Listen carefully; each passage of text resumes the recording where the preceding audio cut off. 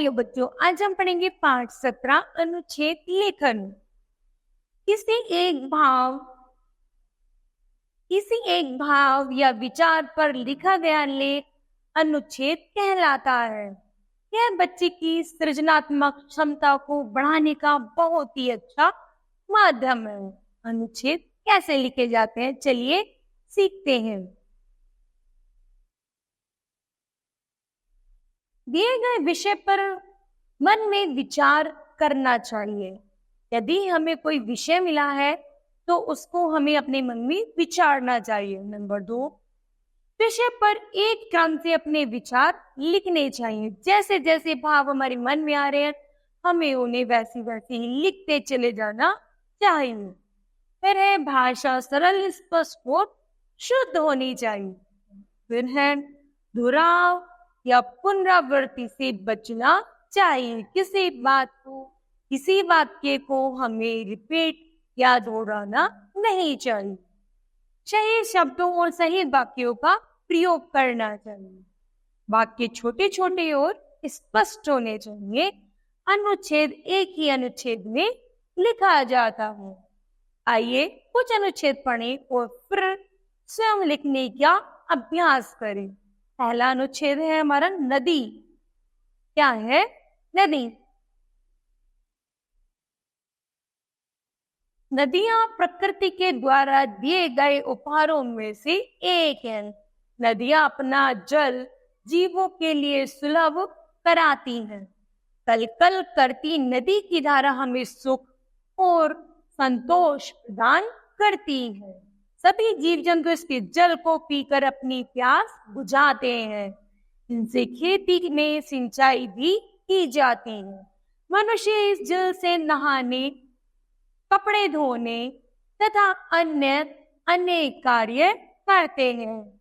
आज के समय में नदी के जल को रोकने के लिए बांध भी बनाए जा रहे हैं, जो जल की आवश्यकता पूरी करने के साथ साथ बिजली की आवश्यकताओं को भी पूर्ण करते हैं। बहुत से धार्मिक कार्य भी नदियों के किनारे ही किए जाते हैं। नदियों का महत्व बहुत अधिक है, अतः हमें नदियों के जल को स्वच्छ और निर्मल बनाए रखने की पूरी कोशिश करनी चाहिए। इन्हें प्रदूषण से बचाना चाहिए। तो इस प्रकार जो हमें अनुच्छेद मिला है नदी, हमारे मन में जो भाव आया हमने उसको लिख दिया। अब एक नया विषय है हमारे सामने, मेरी प्रिय ऋतु। मेरी प्रिय ऋतु कौन सी है? शरद ऋतु है। शरद ऋतु को शीत ऋतु भी कहते हैं। यह वर्षा ऋतु के बाद आती है। यह ऋतु नवंबर से लेकर फरवरी महीने तक की रहती है। शरद ऋतु अपने साथ कई त्योहार भी लाती है। स्वास्थ्य की दृष्टि से यह ऋतु उत्तम होती है, क्योंकि इस ऋतु में हमारी पाचन शक्ति बहुत मजबूत होती है। शरद ऋतु में दिन छोटे तथा रातें बड़ी हो जाती हैं।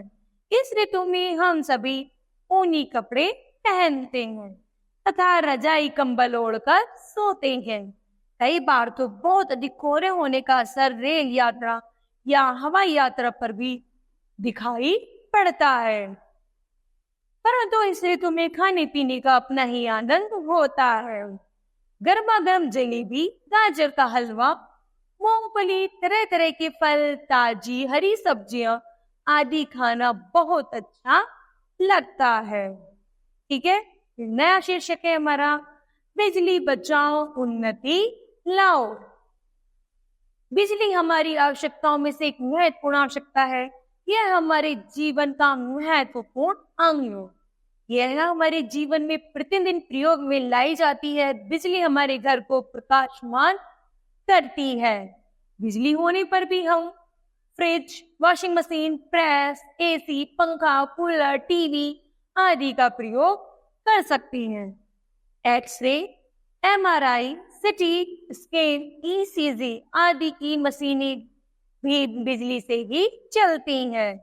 मोबाइल भी बिजली से ही चार्ज होता है। खेतों में बिजली की सहायता से ट्यूबवेलों से सिंचाई की जाती है। समाचार पत्र, पत्रिकाएं, पुस्तक भी बिजली की वजह से ही प्रकाशित हो पाती है। हमें छोटी छोटी बातों का ध्यान रखकर बिजली बचानी चाहिए, जैसे कमरे से बाहर निकलते समय लाइट, पंखा, एसी, टीवी आदि बंद कर देना चाहिए।